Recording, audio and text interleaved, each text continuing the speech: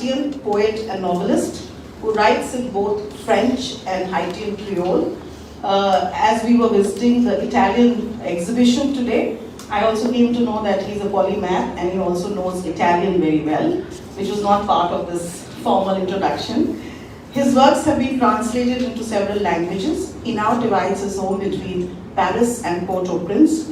He has received several prizes and awards for his work, among them a residency at the Villa Medici in Rome, the Grand Prix de la Lingua Française, Polish and Swiss Goncourt Choice 2019, the Goncourt des Lycées shortlist for the Mediterranean world, pardon my French, and the Prix Orange du Livre 2017, the Grand Prix du Roman de la Académie Française shortlist, and Prix Medici shortlist for his novel Avant que les hombres se effancent. Whatever, I can't pronounce that. He is also known to be an avid soccer fan. Trained in literature and journalism, D'Alembert first worked as a journalist in his homeland before leaving Haiti in 1986 when he was only 23 years old. For France, where he obtained his PhD at the Sorbonne in comparative literature and a master's in journalism from the École Supérieure de Journalisme de Paris. Since then, he has traveled widely as a teacher and visiting poet and has taught briefly at the University of Wisconsin, the University of Berlin, University of Bern, and currently holds the Writer-in-Residence chair at the Sciences Po Paris. His poetry has been published in several major literary journals in the US, and D'Alembert was a contributor to the recently released anthology And We Came Out and Saw the Stars Again, which was, I think, a collaboration with writers from around the world on the COVID-19 epidemic. So maybe we'll end with some of your poetry towards the end of the session.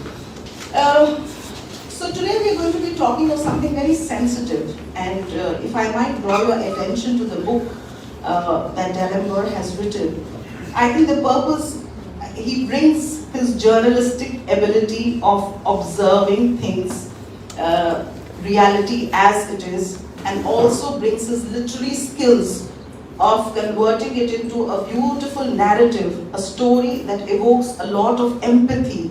So the job of the writer basically is to bring awareness to what is happening and do it in such a manner that it evokes empathy.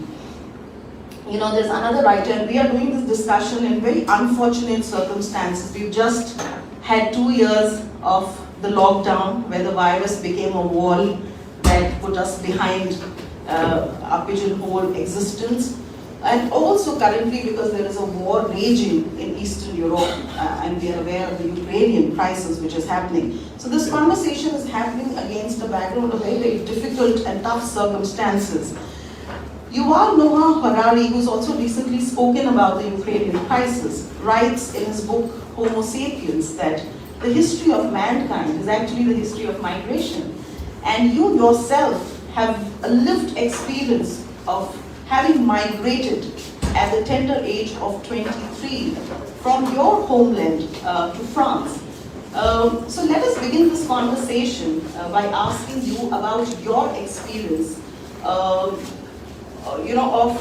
migration from your homeland to a homeland that you now have adopted.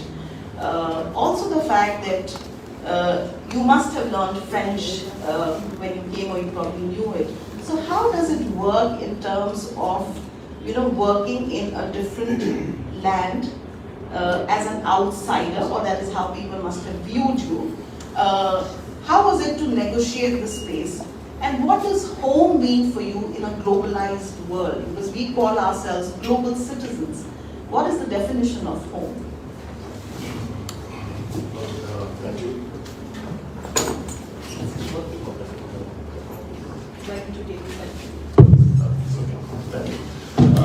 Thank you. Thank you very well for receiving me here and for your attention. I feel not only very happy, but it's a great pleasure and honor for me to be here with you. And talking about your question, I think I'm a privileged man with respect to migration. When I left Haiti, it's true I was young, but I came to France. But I came to France as a student. I even came to France as a simple migrant, as a simple refugee. And as a student, it was easier for me, even if I faced some problems too. It's not very important respect to the problem that a refugee can face. It's completely different, And I've been in France, first of all, in the East. And the real problem I had it wasn't cultural shock. It was respect to the weather. Because when I came to France in '86, it was one of the coldest period in France. It was -20, -22, because I came from Haiti, 33 degrees, and I went to the east of France in Nancy, and the weather was -20, -22. It was a real shock for me, and because I think it was a major problem I had. For the rest of the time, it was like for every student. I didn't have a fellowship, so I had to work to pay my study, but it's not so complicated with respect to it. But when we are talking about migration, I think it's the same thing, for example, when I'm talking about exile. Often people say that I'm an exile writer. I don't consider myself like an exile writer because I can go back to Haiti every time I want. It's like for me, exile is something linked to politics. For example. When I'm talking about migration, often I think about forced migration. The story of mankind is very linked to migration. You have a lot of problems that can force you to emigrate. War, for example, earthquake, or drought, or flood, or politics. You have nowadays a lot of persons in the world they can live in their countries because they have to escape from something. They escape, I don't know what, but I'm not. It's true. The economical situation in Haiti is not so good, but I can go back, stay, I don't know, 1, 3, or 6 months if I want. Nobody tells me that you have the right to be there. So there is no comparison. There is no comparison between my situation and the situation of thousands or millions of migrants in the world. But nevertheless, I'm still living, abroad. When I say abroad, I'm not living in my native land. I've been living, as you say, in France since 1986, but not only in France. I've been living in Italy for a long time. I lived also for 1 year and a half in Berlin, in Germany. I've been living in Israel and in the Middle East. So I can see the face, if I could say like this, of migration. I can see the face of different types of migration, for example. But you talk about journalism. It's true, I worked as a journalist even before I left Haiti. I learned doing the job before to go to a school of journalism in Paris. And it serves. I learned a lot from the practice of journalism. For example, to write a book like The Mediterranean War, I felt the necessity to go, to be on field. And I went to Lampedusa. I don't know if everyone knows about Lampedusa. It's a small island, but Italian island in the Mediterranean, but very, very close to Africa, where the refugees coming crossing the Mediterranean arrive, a lot of them. So it's that problem exists at least have been existing for at least 25 years. People coming from Africa or people coming, traveling from the Middle East to Africa, and then from Africa across the Mediterranean to come to Europe. And once they are in Lampedusa, okay, they are in Europe, And but in that novel, I felt the need, the necessity to go there, to speak to people, to speak to the refugees, but to speak also to the association, to the Italian association, for example. They are struggling to facilitate. How do you say, accueil, the reception of those to welcome those refugees, and very, very interesting, because normally you have, in those cases, your own population is not only one, it's divided. There's a part of the population who want to welcome those refugees, and you have a part of the population who doesn't welcome those refugees. And Lampedusa is a very small island. It's a very, very small island, not even. And normally, during the winter, I think there are something like 500 people, but during the summer, it's a touristic island. There's a lot of people coming from Europe, and the island is completely divided between those who want to welcome those refugees and those who don't want to welcome those refugees. And I could talk to the refugees, but to the women. For me, it was very important to talk to the women, and because I want that novel, the main characters, the three main characters are women, was very important. And I thought, and told me a lot of stories. There's story of violence, story of also a story of joy too, because they were received by part of the population. For example, I meet an old man, a very old man, and he used to help those young ladies coming from Eritrea, coming from Nigeria, and those women, when finally the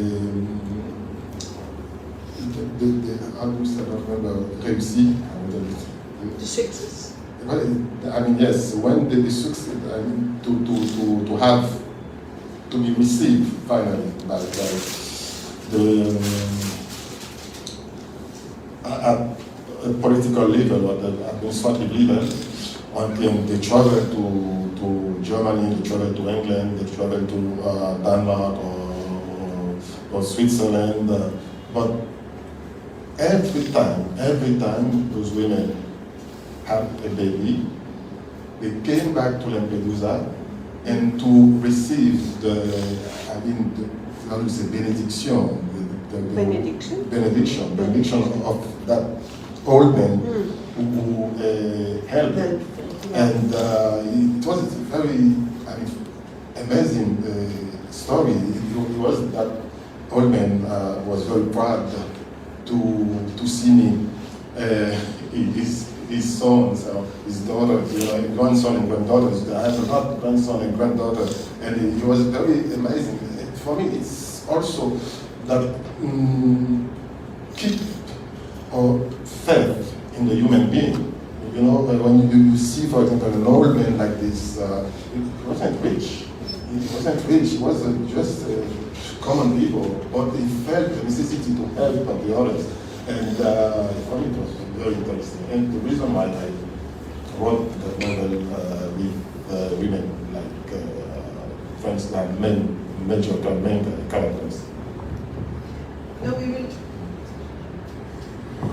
No, we will talk about the characters and also the story in brief without revealing the major plot. But I was also thinking, it's quite by serendipity, or maybe it's by some kind of what Elizabeth Gilbert says, that this kind of a thought comes to everybody to look at reality and to be able to write. So a lot of literature.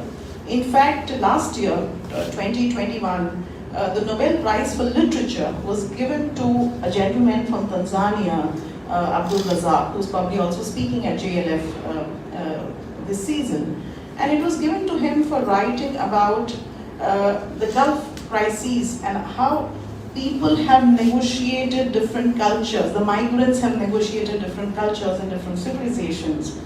Then in the same space, very recently, an author of Indian origin, Amitav Ghosh, he has written a book which is very delightful called The Nutmeg's Curse.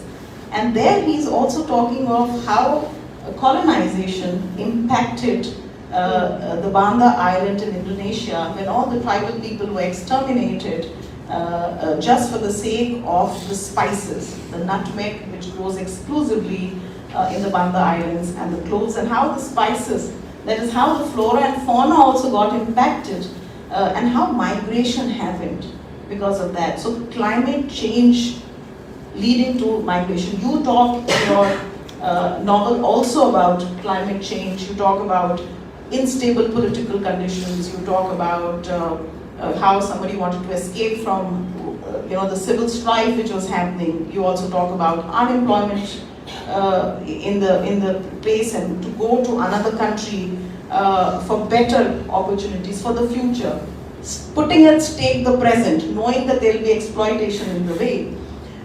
So that is very important. Also, I think the Syrian crisis were covered by Khalid Hosseini of the Kite Runner fame, and he wrote a book called The Sea Prayer.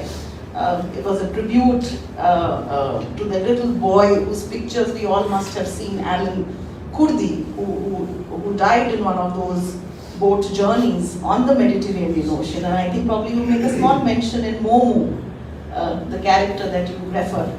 So there's so much of literature which is happening. I mean, when I was doing a little research, I found that so much of literature is happening on migration.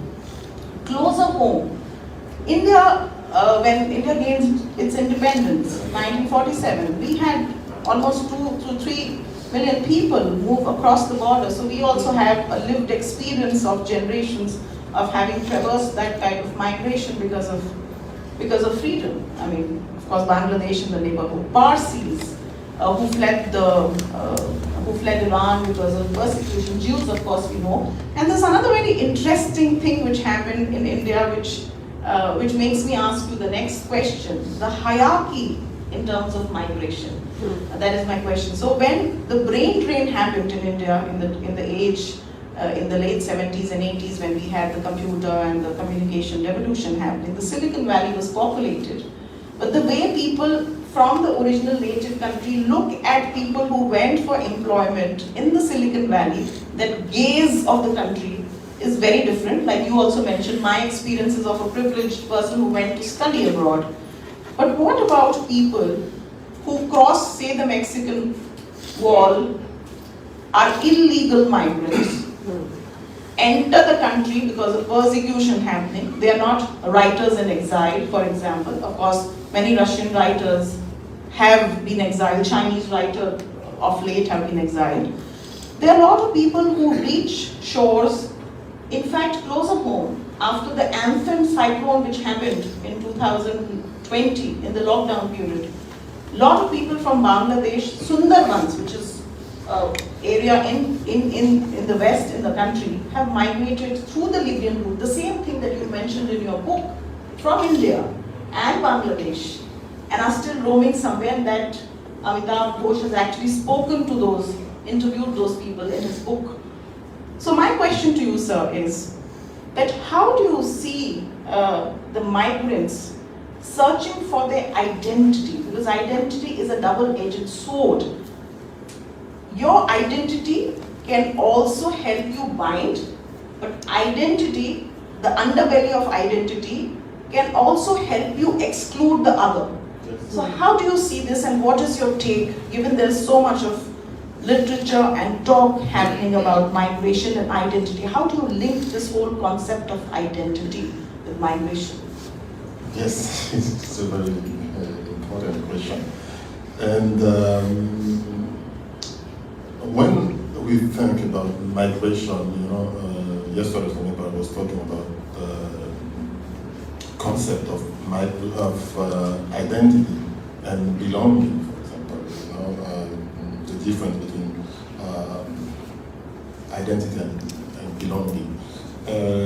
For me, okay. I will make a difference between those terms.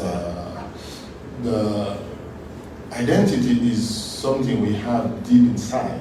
It's something we took or we learned also from our education, from family, from religion also if you have one, if someone has one, from your country, and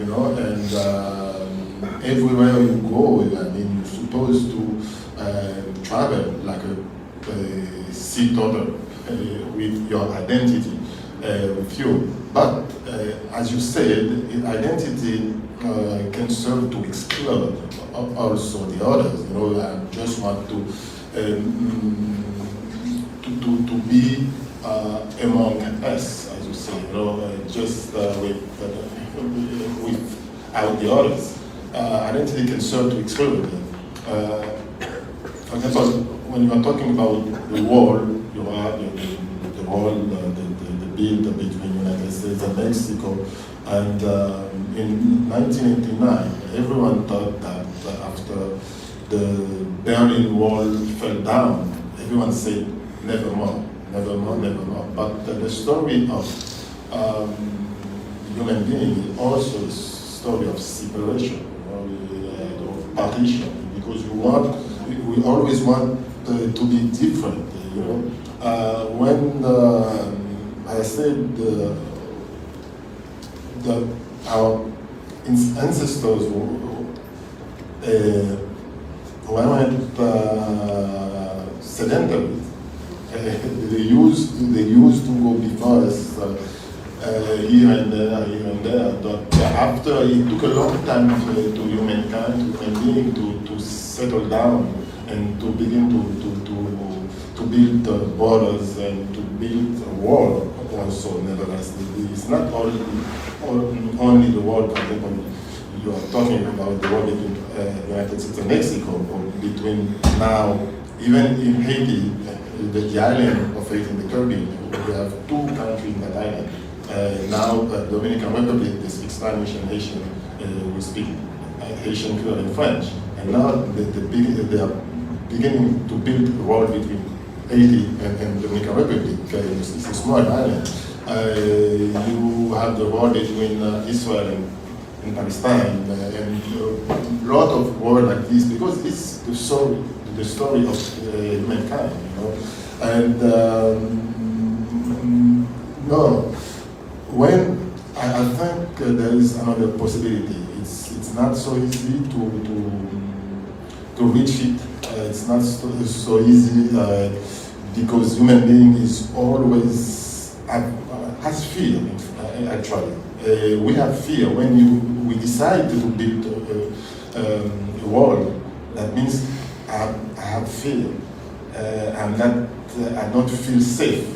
We have to hear that also. And but I prefer, for example, when I'm thinking about that, I prefer to think about that old men when they do that, who welcome the migrant, the migrant, And but as foreigner, if I can say like this, I don't consider myself like. That the fact I've been living in France or in Italy, I didn't lose my identity. But I think I can also live what I took from France or what I took from Italy as an enrichment. For me, I know I can say now I'm rich which I don't have only one homeland. I can say in France I feel at home too, and in Italy I feel at home. So in other countries, in some part, in some way in the United States, because as a nation I have, as many nations, you do have family and friends in the United States or in Canada. But for me, it's a kind of enrichment. And I understand the fact you mentioned about, the poor migrants. I wasn't rich, and I'm still not. But the migrant who cross the Mediterranean to come to Europe and who doesn't speak the language, who doesn't, it's totally different for me. When I came to France, I speak French. I was speaking French, because I grew up with speaking French. So I don't have problem with that.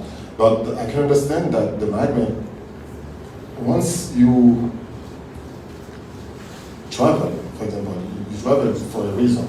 You travel because, okay, there is a war, there is an earthquake, there is some kind of troubles, and you have to travel. And once you come where you want to come, there is a kind of fear, because you have fear to lose the little pieces of your identity, of your country that you left behind. You have that kind of fear. And the first impression when you arrive there, the first impression, there is a writer a French writer that is from Martinique, he's the Caribbean also, his name is Edouard Glissant. The first impression, or the first sensation you have once you come there, is what Edouard Glissant called the impulse of return, because you are in a new place, a new environment. Once in a while you don't know the language, you don't know people. You see the other people like, something aggressive, even if they are not aggressive, And the first impression you have is that impulse to return. But you can't return.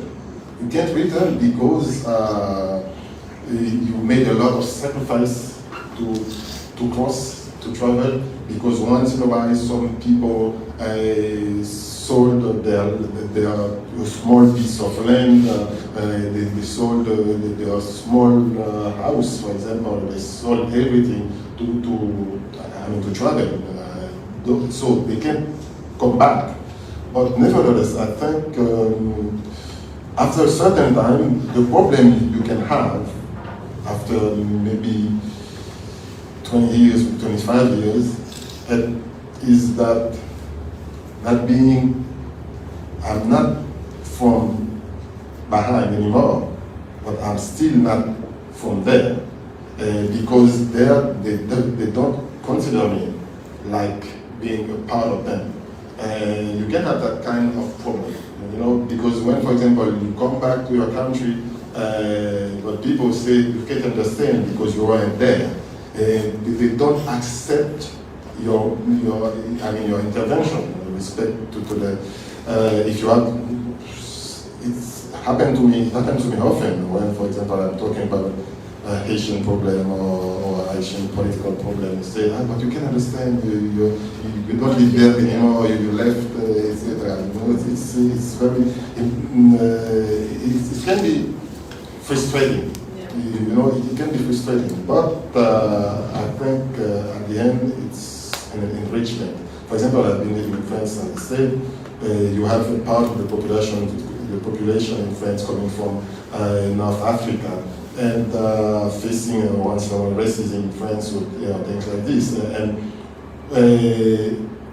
once in a while, people can say to them, "Go back where you're from," but they are not from Algeria, they are not from Morocco, they are not from anymore, because when they travel to Morocco or to France or Algeria. In Algeria and France, they ask them, when are you going back to your country?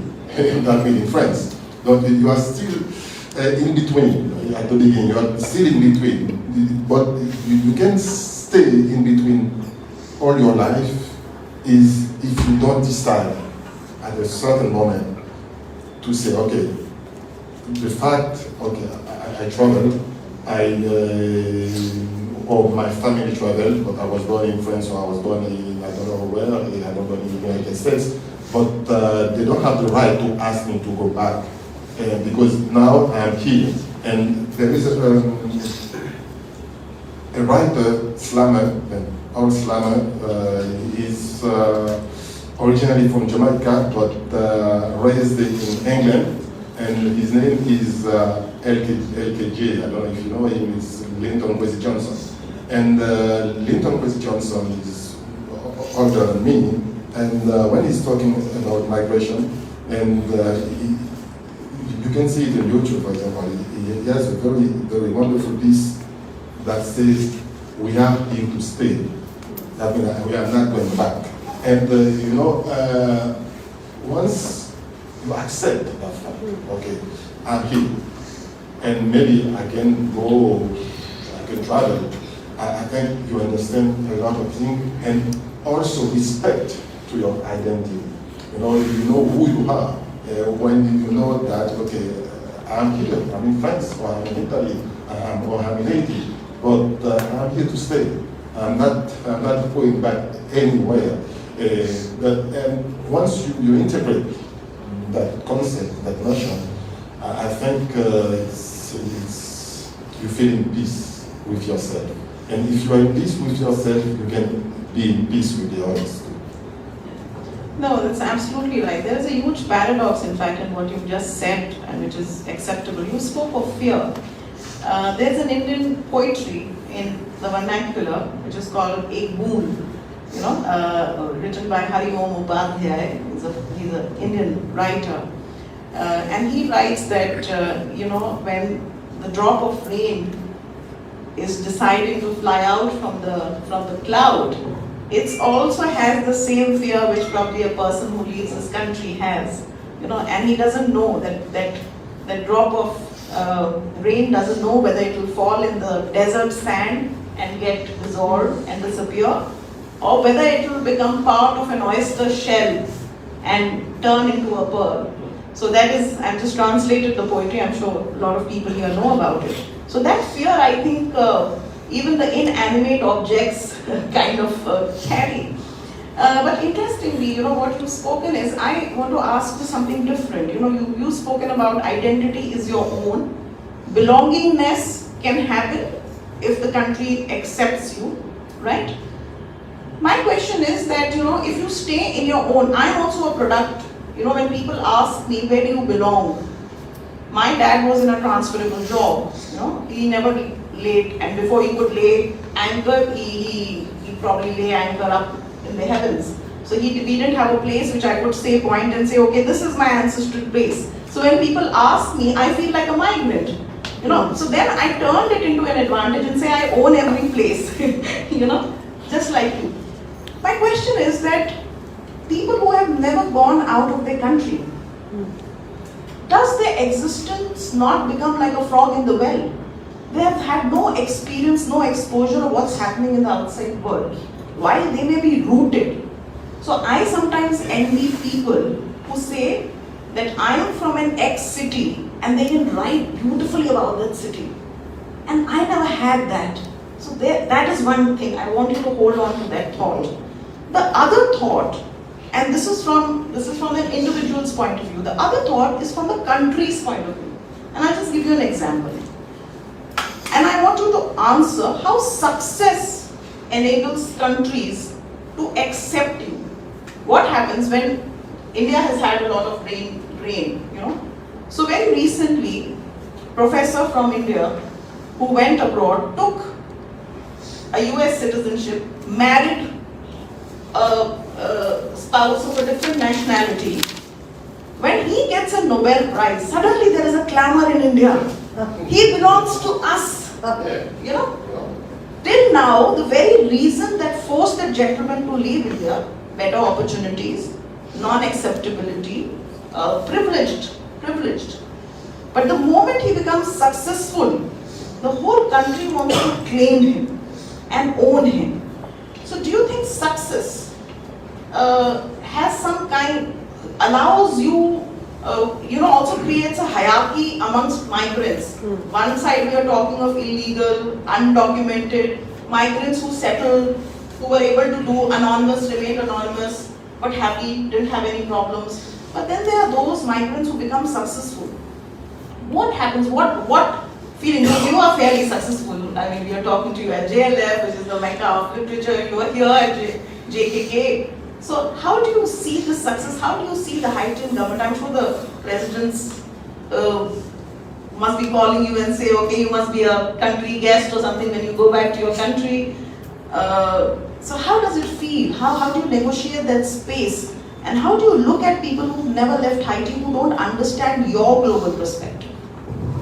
Yes, I can understand that anyway. When I'm talking about fear, I'm talking about fear of both sides.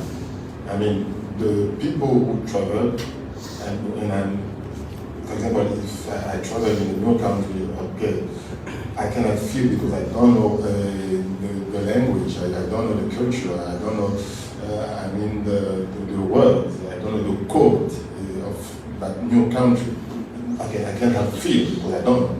And but the people who receive, who never travel, for example, they have fear also because you are like they call it foreigner. And the story of the humanity, the foreigner is the barbarian. And it's because we used to put borders, you used to put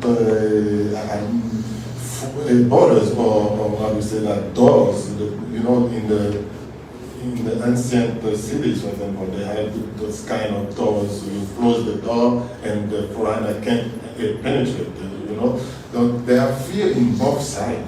And you can understand that. But even if I understand, it's true, there are also some persons, they don't accept the difference, every kind of difference. It's not only because my color of skin are different from yours, it's not only because I speak another language. It could be because, okay, I am a man, you are a woman. I am heterosexual, you are homosexual. I don't know, because human being is always looking for something, some reason to exclude the other. And it's part of our humanity, if I can say that.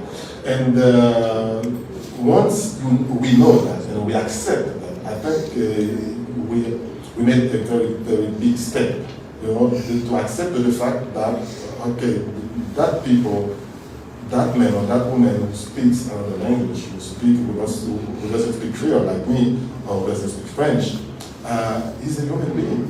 And he can have exactly the same problem I faced, for example, in my country.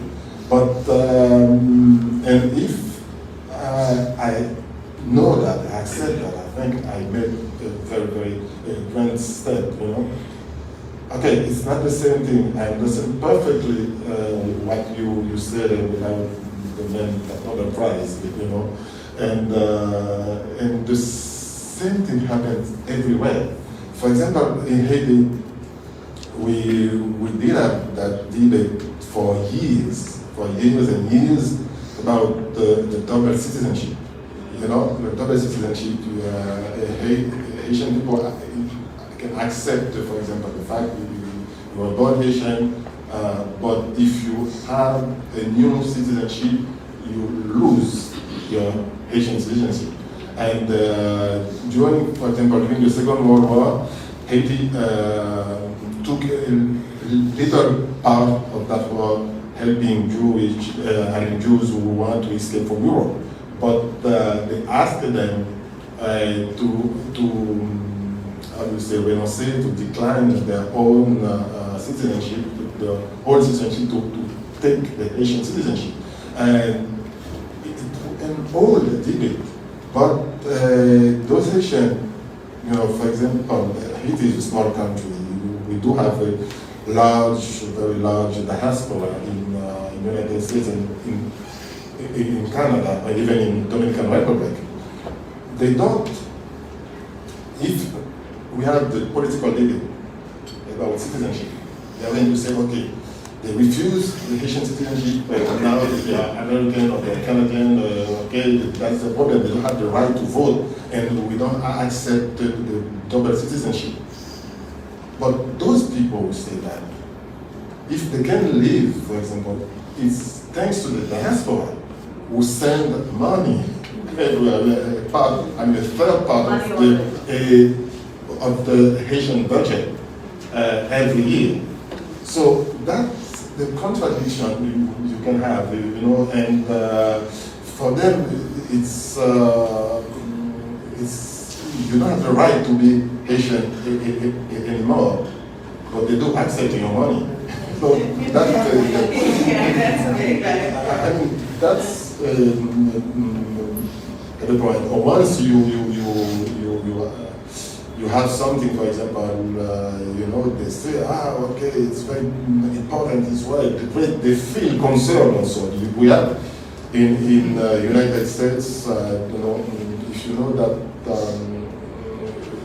that singer who was part of the group Fugees, both of them are Haitian, and then the other one, the girl, was from the United States. The Haitian people were very proud, because the guy from Fugees is very, very important guy, well known in all over the world, etc.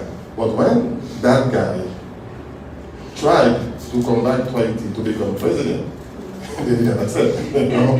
But that the contradiction we can have as people. But for myself, I think that we have to keep struggling for more tolerance, for more respect of the others. It's going to take time. We have to do our part. Every generation has to do its part, you know, and it's a very, very long struggle to have that kind of respect between simply human beings, between men and men, men and women, or black and white, or I don't know, Haitian and Dominican. It's a very long struggle, but we have to do it step by step. And our will, or my will, is to keep fighting for that kind of respect, because that respect that makes me a human being. If I respect the other, and I can ask respect for me too. Yeah, so you're right, because Hegel, the great historian and philosopher, he also said that you know, the history of mankind is the history of struggle for recognition, and the poor have the least visibility. You know, so while Haiti might say that we want your money, sir, we don't want you. So that, I think, is linked to how we allow economics to negotiate the world. The question is, two very important writers, Francis Fukuyama, who was also my teacher. I did a course with him in Stanford. And Amy Chua, who's written a book called Political Tribes. And Francis Fukuyama has written a book called Identity. And they're saying that the man's basic instinct is to come together as a political tribe. Man has very, very political, tribal kind of instincts. And because of that, he also mentions the example of America, the American exceptionalism, where there is no citizenship by ancestry. There is this shared identity of belonging to the Constitution. So that is very different from every other place. And you mentioned citizenship.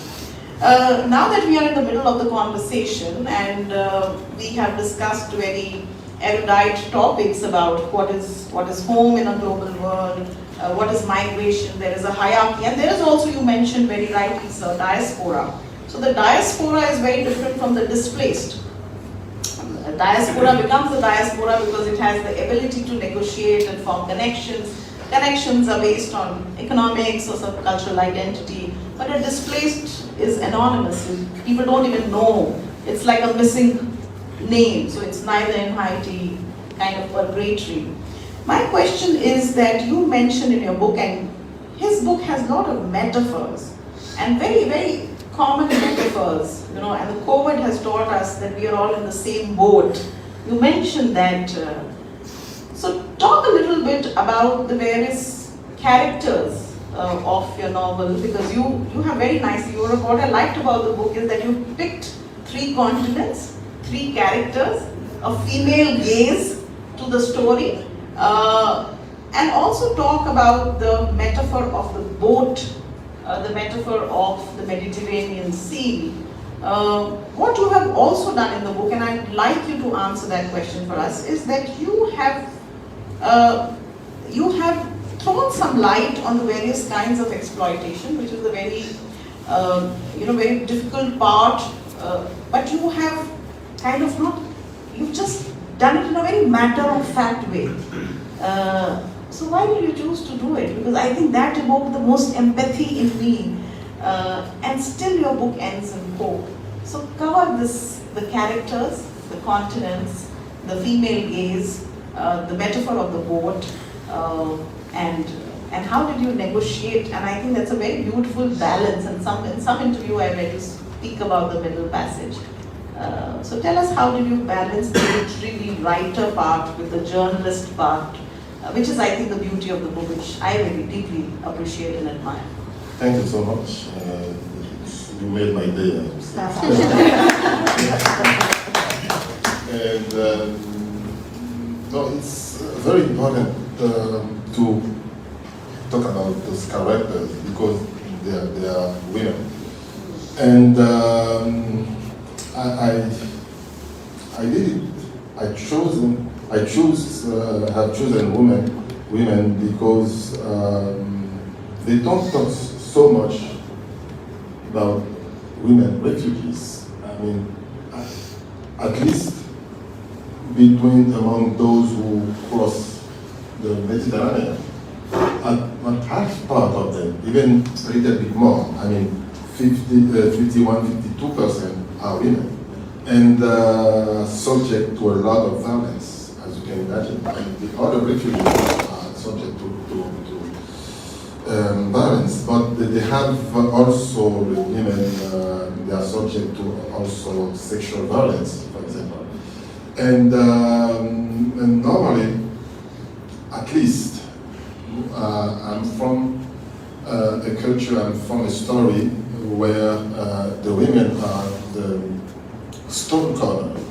They are very important in the family. Once in a while, because the men escape, or once in a while because the men travel to United States or to Canada to try to send money to his family or things like this. So the women are the stone corner of that side. So when the women begin to travel also, to escape also, that means the situation is very, very tough, it's very difficult, And I wanted to be, if I can say, the voice of those women. And the reason why we are talking about empathy, for me it's very important that kind of empathy. I mean, I can be a man talking about women. I can be a black man talking about a white man. Because that white man or that woman is part of mankind, it's part of humanity. And once in a while I can have, you just say that you were studying in Stanford, United States. So one of the problems I can have with United States is that kind of hashtag own voices, and that means if I'm not black, I can't talk about black men. And one of the North American writers, Madison Smart Bell, who wrote forward for the novel in English, he said that in the United States it would be impossible, for example, for a man nowadays, before it was possible, but now it was difficult for men to write and to have that kind of empathy with women. It would be impossible for someone who didn't cross the Mediterranean and talking about refugees, because you're supposed to be the only one to speak only about yourself. And when you speak only about yourself, for me, is a kind of contradiction of human being, of mankind. You know, that means your problem, it doesn't concern me. It's not mine. But I think the problem, your problem is mine, and mine is yours. You know, I was talking this morning with, I don't know the story, about John Donne. You all know that poet and ethnographer from England. It was, I think he's from the 17th century. And he said that no human being is an island for itself. Everyone is a part of the continent. Every one of you is a part of the continent. So I can understand the problem you face. I can have empathy to being in empathy with you, even if I'm not you. And I think it's the most important thing for me. So in the novel, when I took 3 women coming from 3 different parts, speaking 3 different languages, having 3 different religions. One of them are Muslim, another one is Jewish, the other one is Catholic. And I literally put them in the same boat, but in different places.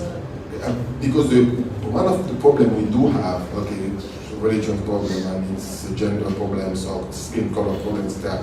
But one of the problems we do have, for example, in a country like United States, is the class problem. It is a class problem, you know.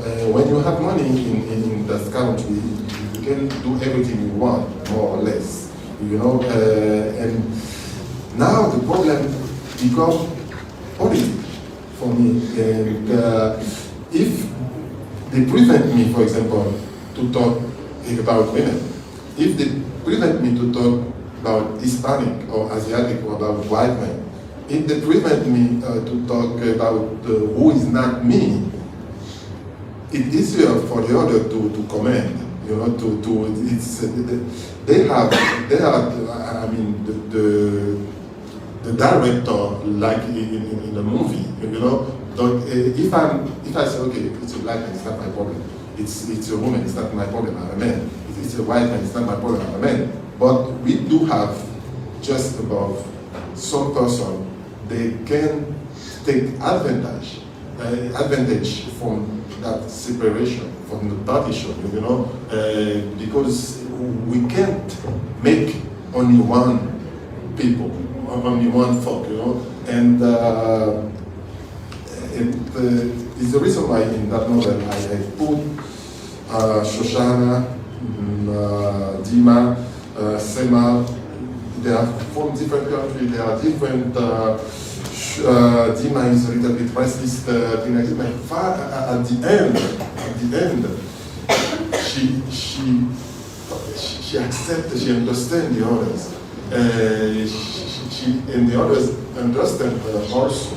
And I'm always looking for that kind of solidarity, that kind of empathy between human beings.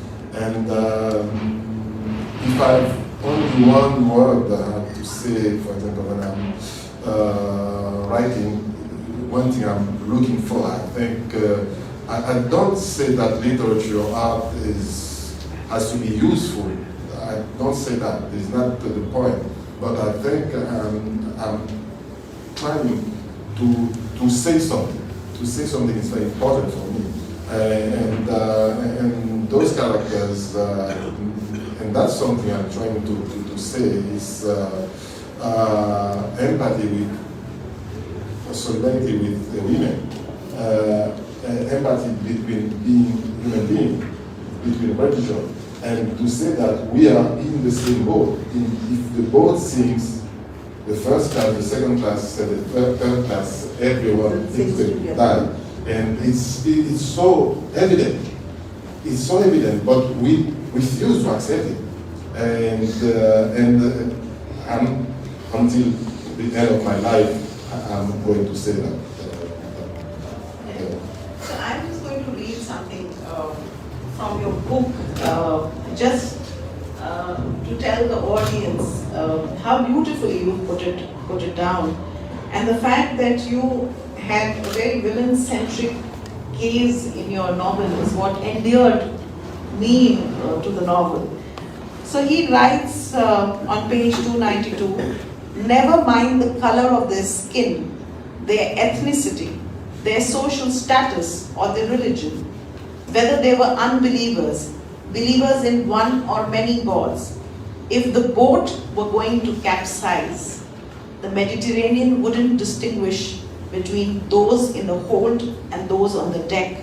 We are all humans. I think that,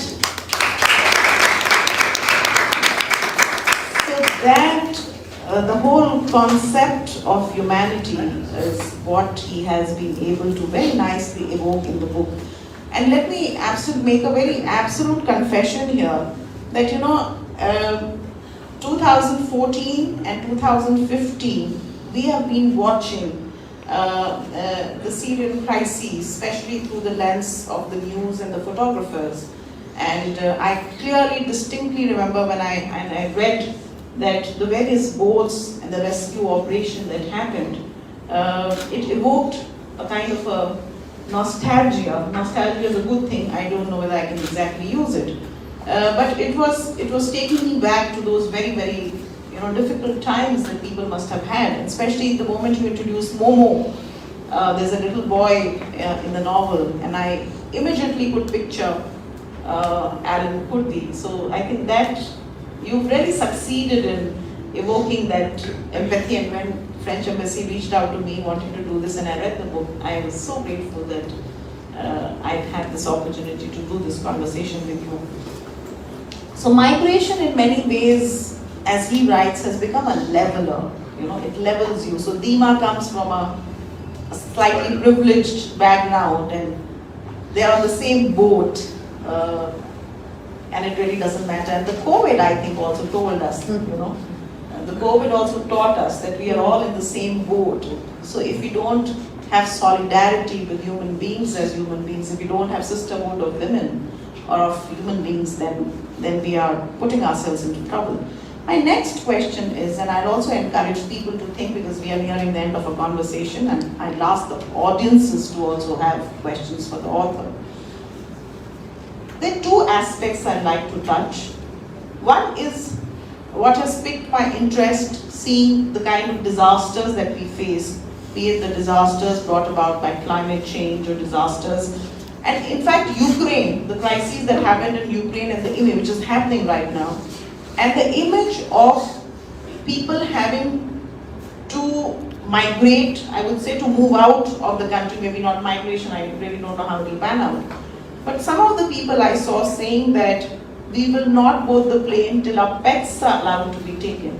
Yes. When you are forcefully abandoned by your country, or you have to abandon and carry everything of your life in a suitcase. And we've seen that in India during the COVID times also. People carrying their children and everything. There was this intra-migration that happened because of the lockdown.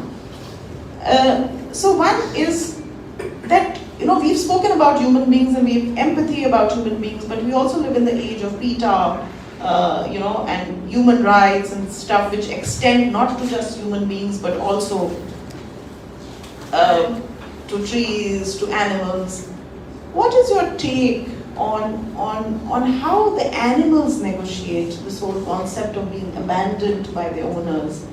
When the owners also, have to migrate and they can only carry as much, when they're having to leave behind your pets, having to leave behind, because I read recently in the news today that the zoo, the animals in the Ukrainian zoo are facing so much of problem. One ostrich abandoned its baby because of the noise and the shelling. We don't understand when you talk of war, what it does to people who can't speak, who can't articulate. So that is my one question. The other is that, as a policy maker, this is my question as a policy maker, we've spoken so much about the well-being of human beings. We are speaking of the Human Development Index. We are, looking at Bhutan as a template for the Happiness Development Index. The virus also focused us to shift from health, only health, to general well-being, which includes your physical, mental, emotional, and also spiritual well-being. Migration and mental health. That is a topic which policymakers have not really thought about. There are no facilitation centers, there is no hand-holding happening, and we don't realize how it impacts institutions of the family, of the home, of marriages, of relationships, much before it begins to impact in the kind of, say, terrorism or militarization of the society and the nation. So what is your take, and what advice would you give, because you're a writer holding a very powerful instrument in your hand. So tell us something about people who can't voice their opinion, which is the animals, and also migrants. I'm just thinking, if the migrants are also displaced, undocumented, they are equivalent. Are they equivalent to animals who can't voice, or are we not listening enough? Yes, it's a very difficult question, but I do confess I didn't think about animals. I'm very sincere about that. It's a real problem also, because when you are escaping from something, it's you are, unfortunately, you think about yourself or about your family, and you don't even think about other human beings. You're just thinking about you and your family, and that's all. And people doesn't think about animals, and animals are part of ourselves. And I'm not saying that because you evoked that question, because we can't. When we live in a country, we need animals very much. We need, for example, if we take one legend, more or less everyone knows through the world, it's the legend of Noah in the Ark. And in the legend of Noah in the Ark, for example, what he did. He took his family, he took his son, the wives of his son, and so, and he took also animals, because he knew that they are part of us. When I'm talking about solidarity, when I'm talking about empathy, we're supposed to have empathy also for the animals. But the fact is, when you were talking about before professor of philosophy, and in philosophy we always have that kind of question between culture and nature, for example, between us and the others, and we think, but we are wrong, that we don't need the others, we don't need the nature. Or, for example, when we have an earthquake, when we have climate change. In the novel, for example, Shoshana is who escaped from climate change in the country. And when we talk about climate change, we talk about earthquake, about hurricanes. For example, I'm coming from a land, not only Haiti but the Caribbean, where we have a lot of hurricanes. Hurricanes hurricanes are part of our story. I could even say as part of our identity. We do have earthquake also. We can't control, nature. We are trying. We do our best, but it's impossible. And the climate change is one of the reason we do have more and more refugees, and we're going to have more and more refugees because of the climate change. And so it's the reason why when I talk about Noah and the ark, you are completely right about the animals. Because the first thing he did is, okay, I take my family, I take my whole family, but I had to take the animals also because we need the animals. I'm sure that we need more the animals than the animals need us.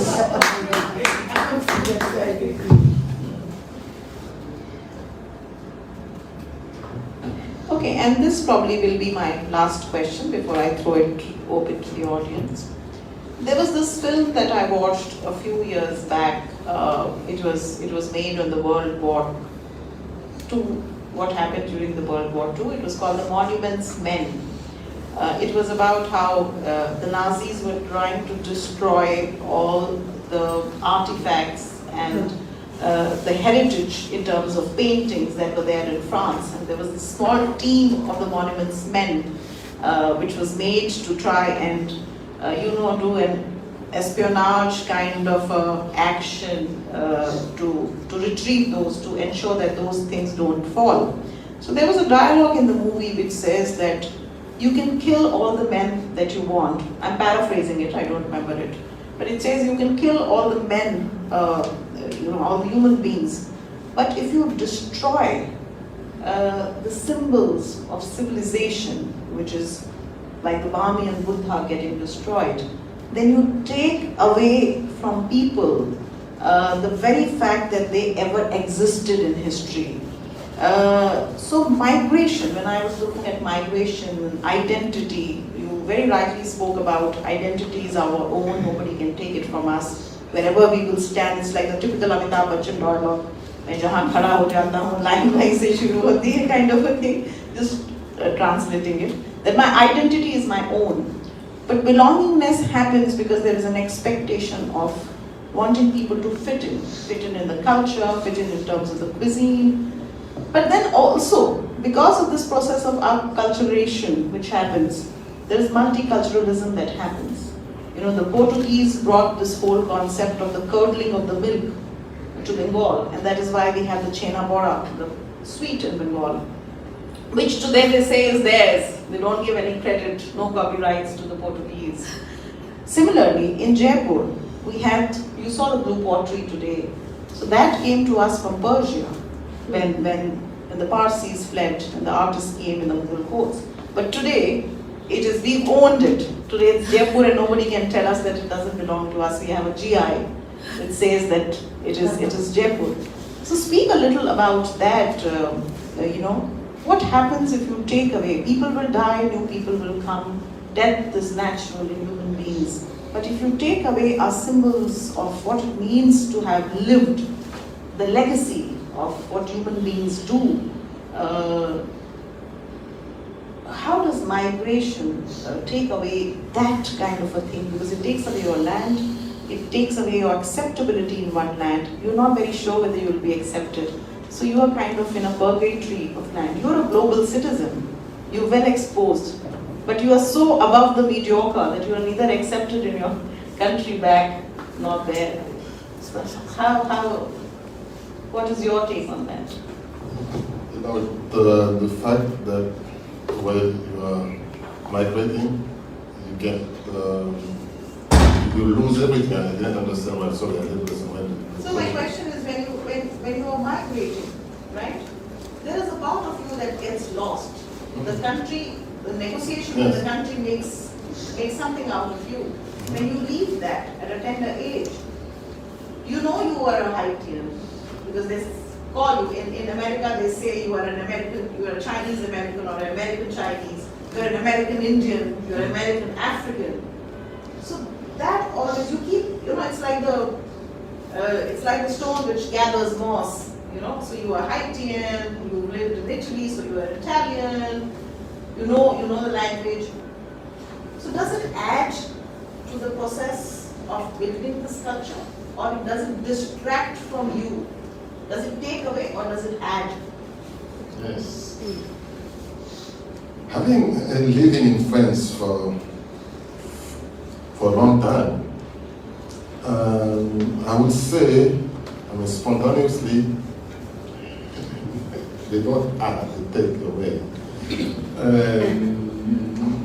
But because I have a problem, it's normal to recognize the origins of someone, and it's normal to accept the fact that not only we do have that problem in France, it's the problem between universalism, what we have in France, versus cosmopolitan, cosmopolitan or multicultural origin and things like this. We don't have that problem in France, but I think in the United States, for example, they push over that kind of problem, and they push. What I was trying to say before when I was talking about those little pieces they do, and with those little pieces, I don't feel forming part of a large group as a nation, for example.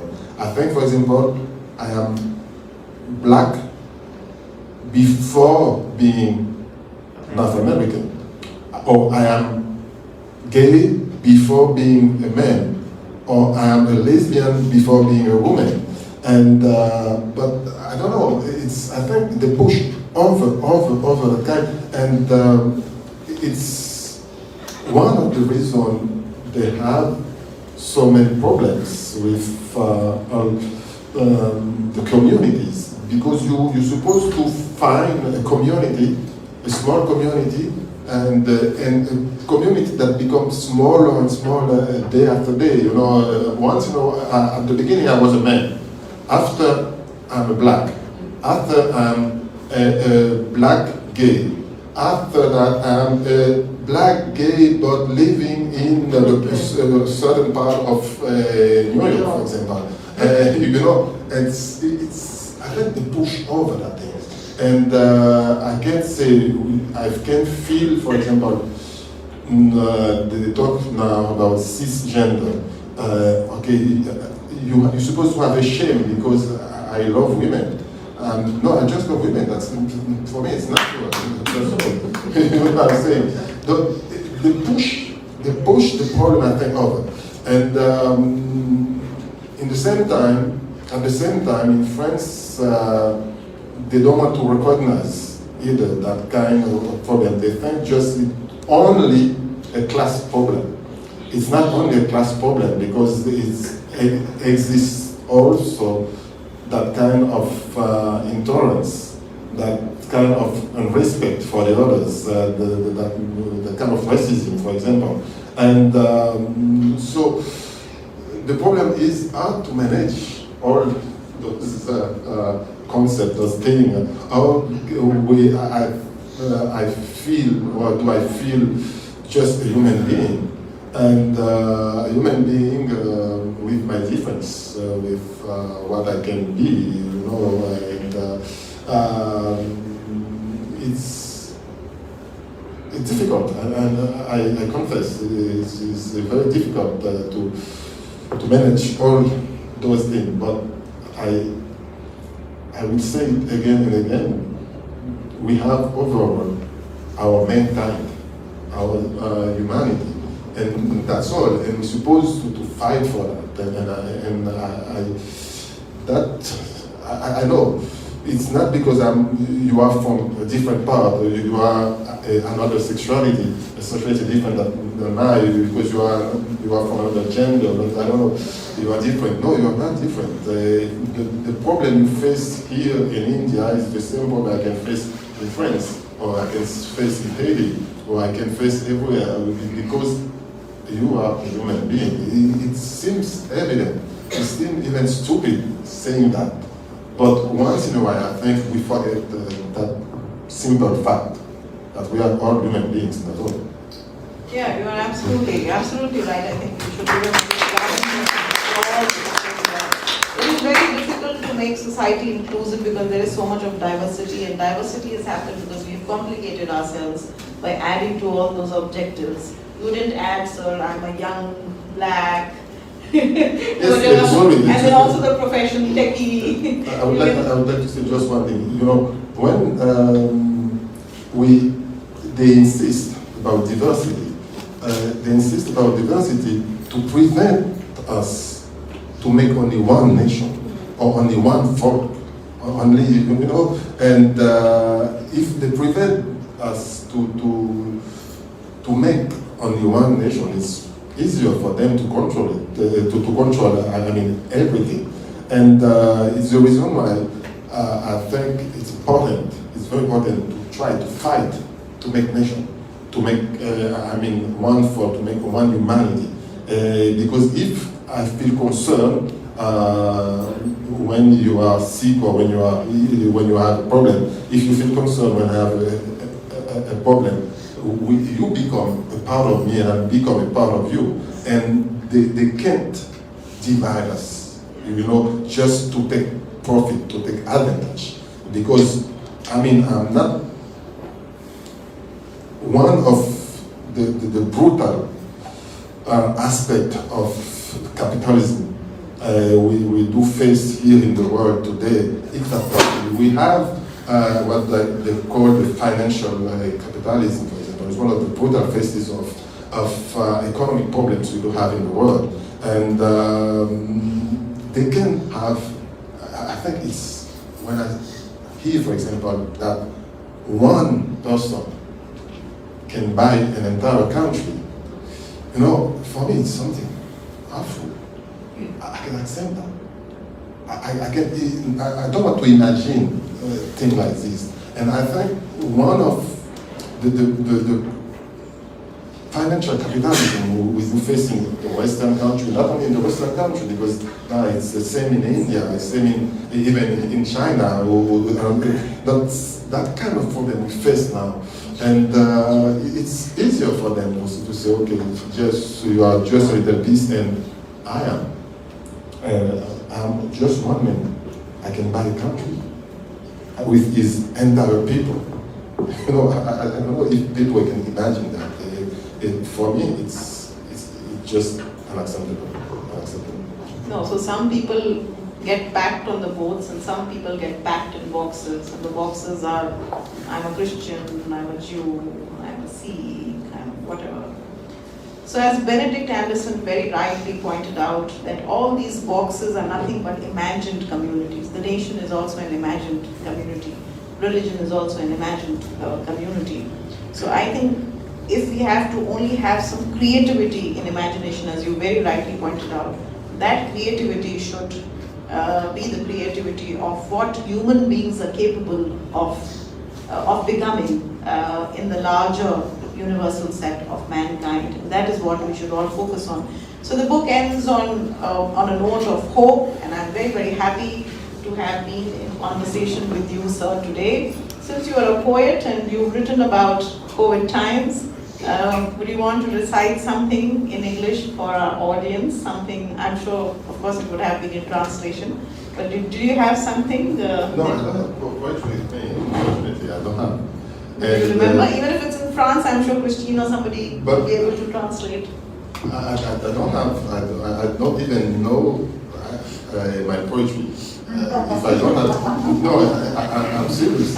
I have a friend of mine is a poet from what we call in France Bretagne. He's not Great Britain, but it's a small Britain in France. And he's a poet, and he knows all his poetry. All. And you ask him poetry, and he's going to freestyle like this. and I can't. If I don't have a book of poetry, and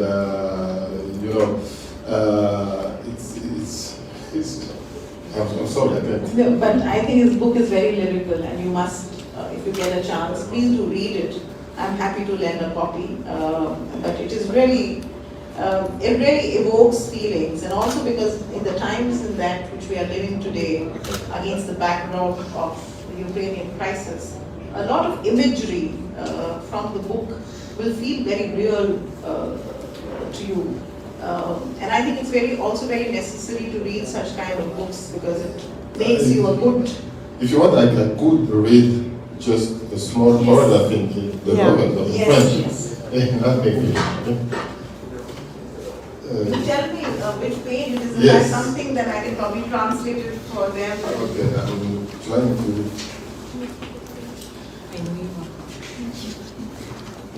Maybe the part where Shoshana sings.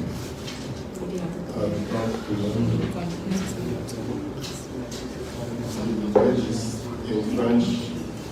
Is it 208, right? No, 260 or something.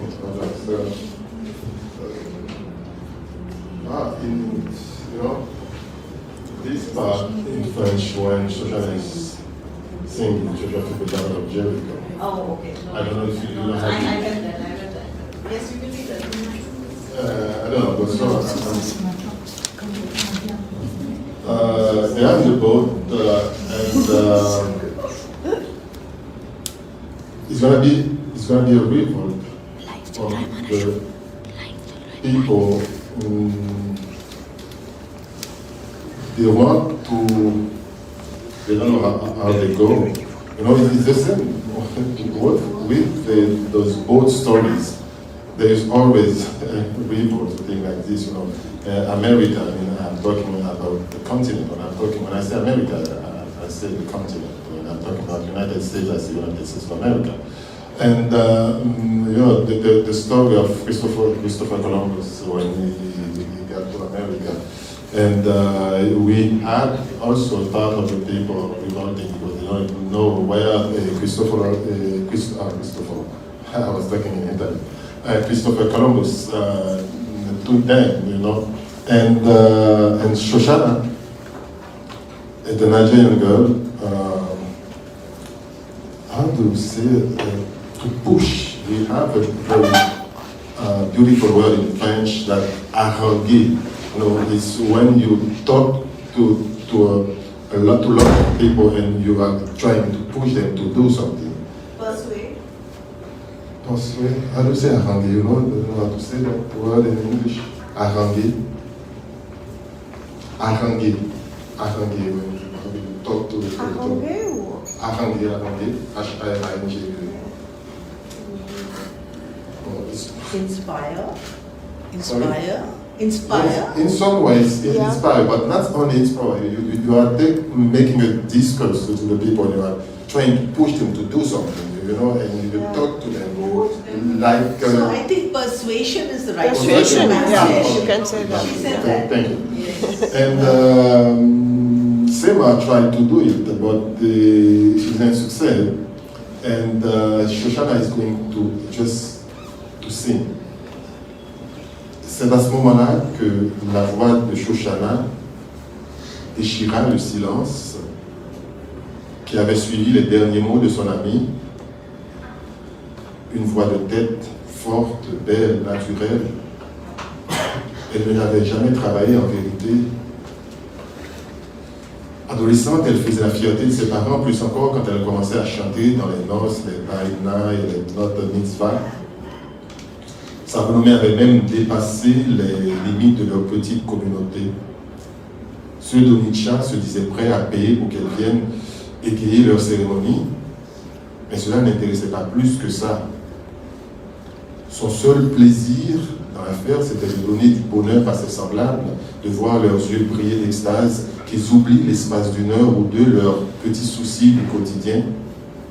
Son unique plaisir, c'était de chanter à la gloire de celui qu'on ne nomme pas, comme le leur avait enseigné le roi David. Les premières notes du gospel montèrent puissantes, gonflèrent, s'élargirent, emplirent chaque recoin de la cale, pénétrèrent les cœurs, l'air devint du coup plus léger, respirable. Joshua filled the battle of Jericho, Jericho, Joshua filled the battle of Jericho, and the walls went tumbling down. Hallelujah. Would you like to translate it for the audience? No, I think it's difficult to translate, not because I'm not a translator, that's the first reason, but also because the style of Louis-Philippe d'Alembert is so poetic and lyric. So if you want to translate, or if I try to translate, it will be word to word. So, and you lose the meaning, you lose the music of the language. So I'm very pleased that you ask him to read in French, because you just listen to the music of the French language, even if you don't understand every word, even if you don't understand the meanings, you understand the voice. I mean, the power of the voice and the power of the rhythm of the style. And because, as you said before, he's also a poet, okay? And he's really a great poet. So when, we are in India, you have so many languages. Even if we don't understand the languages, we have some. I'm really moved when I listen to different Indian languages, even if I don't understand. But it's a music, and it's just a melody of your culture. Even if I don't speak Hindi, just tomato. But you know, so and because also Louis-Philippe observed his identity from Haiti. He moved to so different countries with different religion, but in his work, novel works and poetry, he observed all these different culture and languages in his own French language and prayer. So it's why I refuse to translate. Okay, thank you very much. Thank you. I'm happy to now invite the audience to ask questions, and I request Aryan to pass the mic. Good evening. It's not only been a pleasure listening to you, but I have to say very reassuring. You know, it's strange, it's rare that one finds a feminist in a man. And I think what today what we need is not feminism. I'm a small-time writer. I truly believe we don't need feminism. We need feminists in men. And it's so heartening to listen to you. And then naturally the second question follows from the first. What gave you the sensitivity? You know, is it your upbringing? The sense of? Sensitivity. Yes, is it your mother? Is it your parenting? What is it that gave you such? I mean, I'm amazed at your humanness, you know, one. And it's almost like the Indian culture. I mean, I would be prone to believe that you must have been an Indian in your past life. Because you're talking about, you're talking there is no other. We are all one, which is the Vasudhaiva Kutumbakam, that we in India believe that the whole world is one. So I'm sure you were a Vedic sage in your past life. And I do accept that. I do accept it because I'm from the Caribbean, and when I say I'm from the Caribbean, you know, if you know the poet, the Nobel Prize is coming from St. Kitts, and his name is David Wardwell. He's a very, very good, important poet, Nobel Prize, and one of the poems, Yes, there's a part of it where I say, I don't remember if I say, there were one called, hold on a second, I'm going to try and, I'm talking about the stars in the poem, but he says that there is black in me, there is white in me, there is Indian, or but whether I am nobody, whether I am a nation, you know. And in the Caribbean, we came from so many parts of the world. The European killed the native, but the native before they died, they left a lot of things for us, as an heritage. And for example, in the cuisine, in the music, a lot of part of the thing. And we had after people coming from in the 18th century, for example, people coming from the Middle East, in Guadeloupe, Martinique, people coming from India, or people coming from China, in Haiti, or a lot of Cuba, etc. We are a piece of all, of so many parts, you know. And to talk personally, even if I don't like to talk about myself, part of that sensibility, I think, is coming from the women I had the chance to have from the beginning of my life. And as I said when I'm joking, but I'm not totally joking, I had the chance to lose my father when I was 8 or 9 months. I don't remember exactly. My father died in difficult conditions. And I had a poem that said, I never said daddy, because he died. I didn't know how to speak, you know, I never said daddy. And I grew up with those women, my grandmother and my mother. And my grandmother was someone very, very sensitive and very strong. And she had respect for everyone, but she didn't make, difference between some people, respect to the class, to the social class, respect to of if they have money, or if they have money.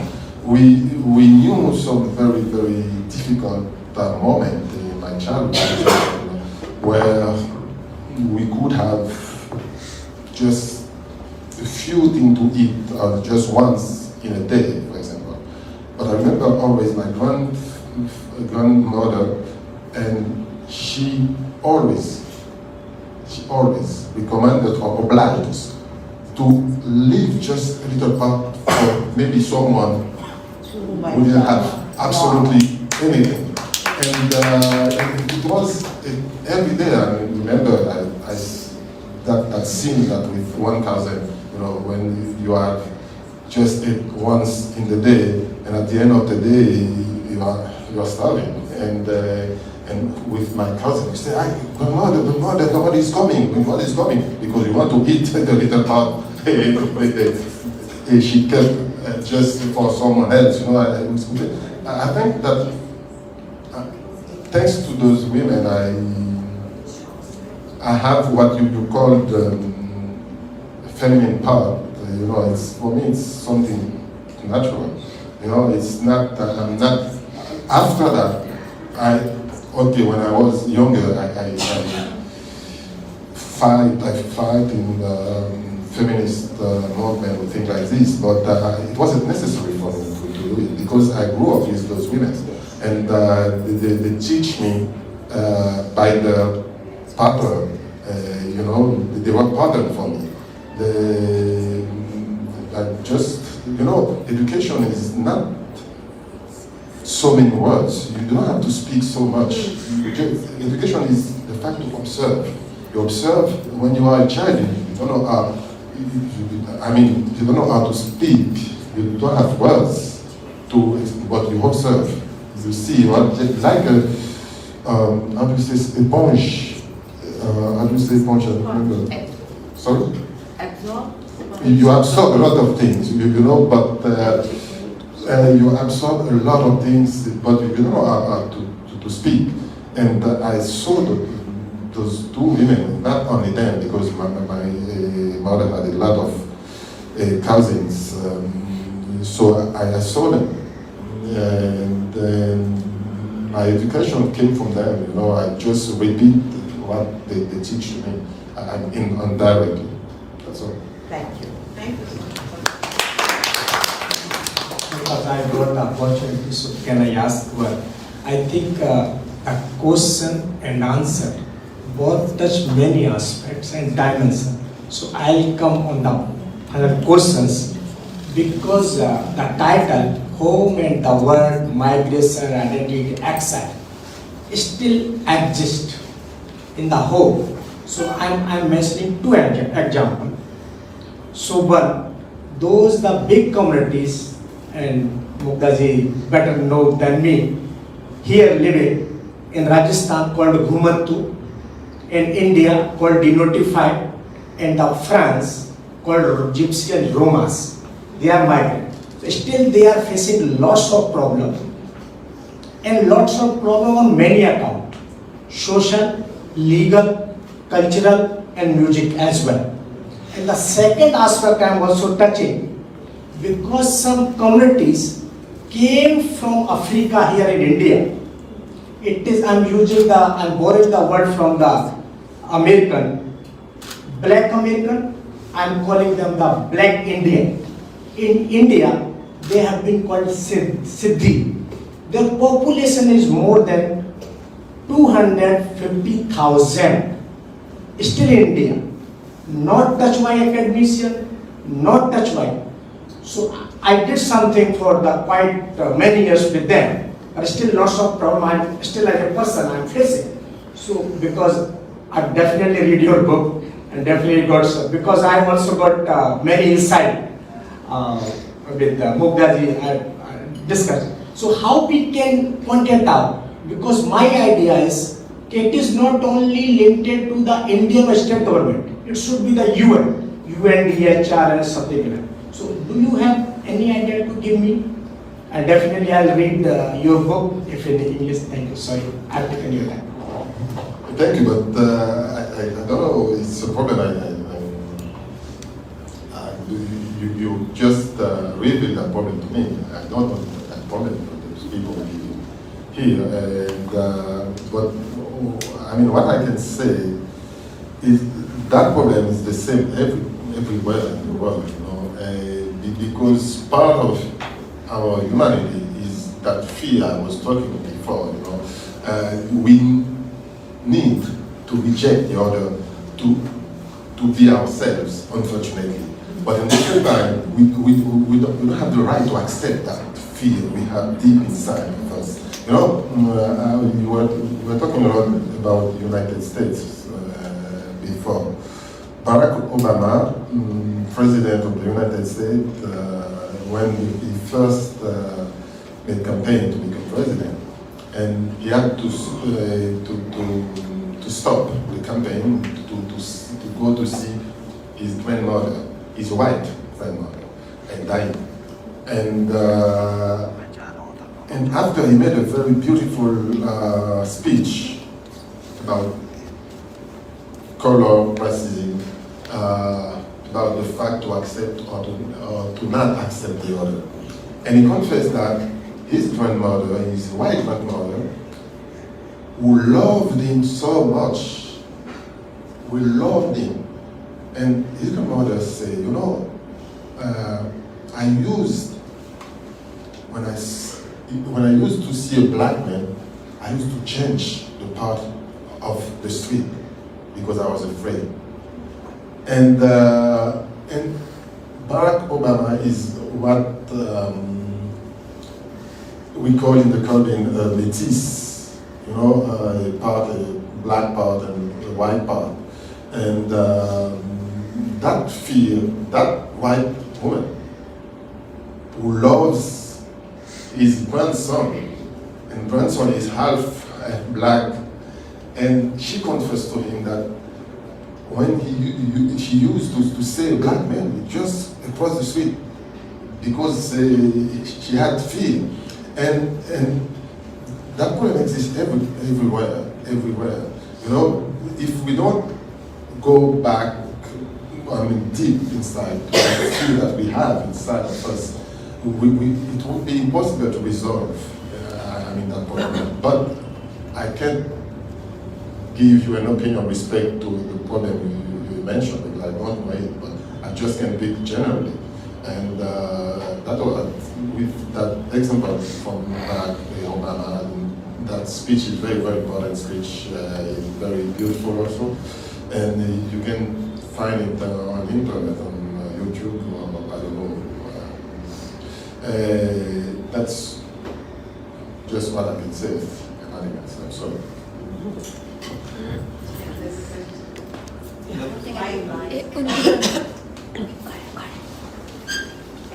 Hello.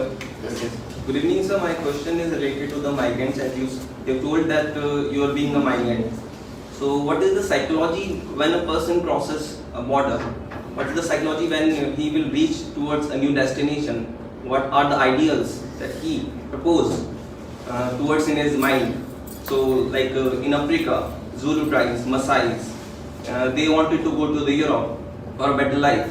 So, there is a psychology of fear, plus there is a psychology of aspirations. So, my question is, what inside in their mind, as you told that you are being a migrant. So, what is the psychology? I can't answer for everyone, you know. And as I said at the beginning, I'm not a common migrant, you know.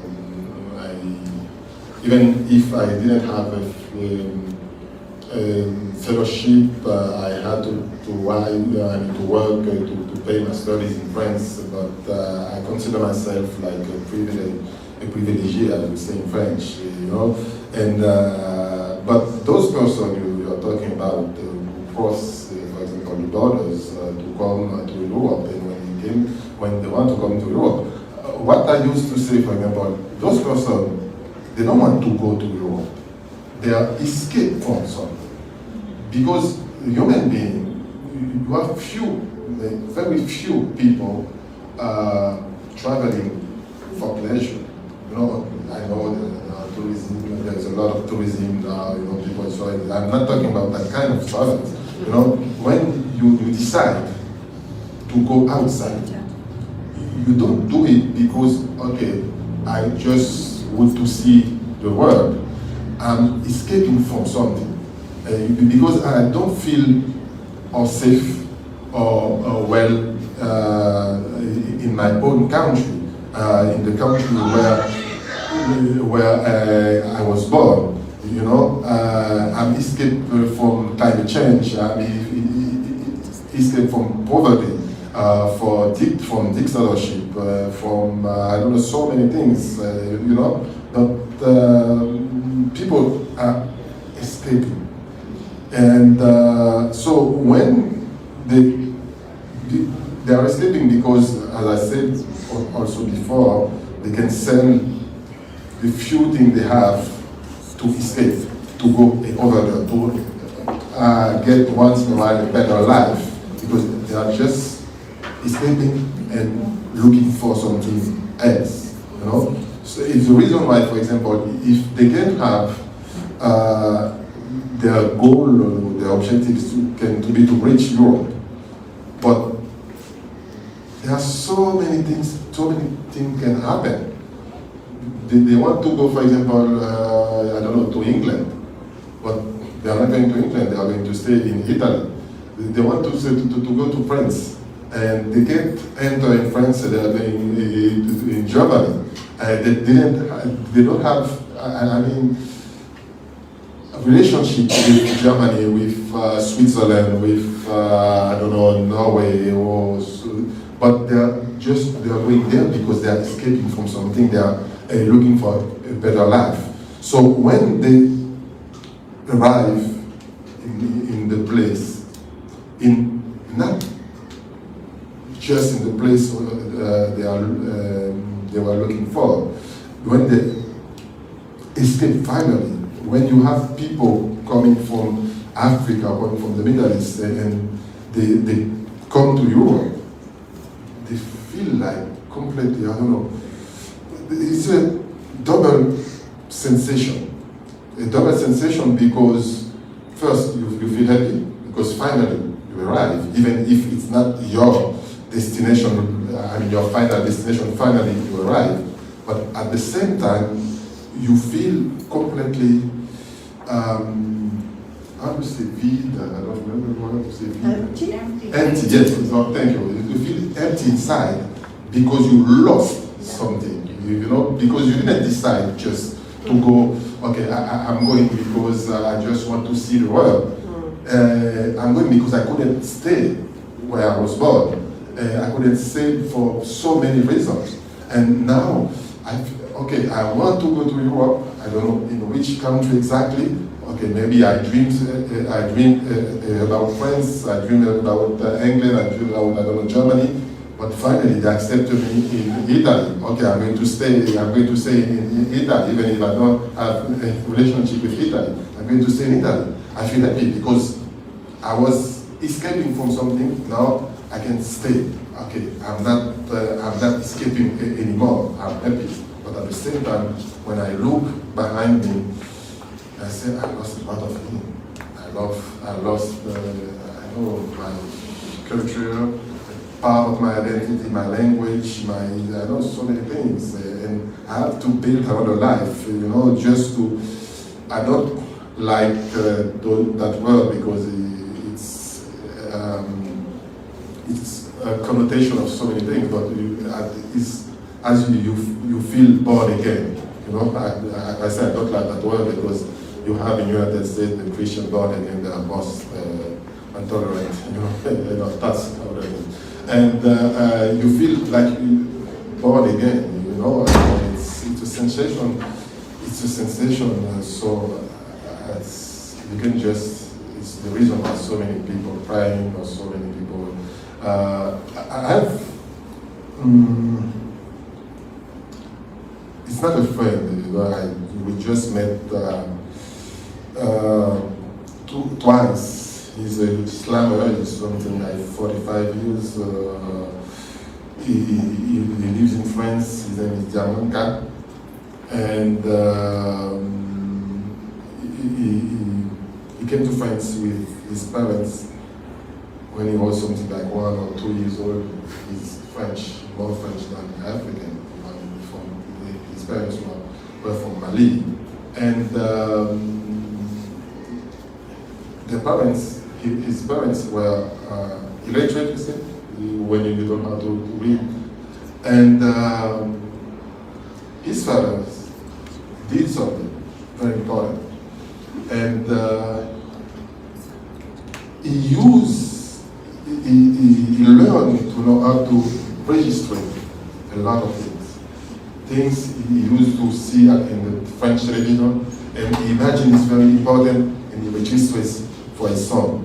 And for example, he registered a lot of things with respect to Mali, and just for his son.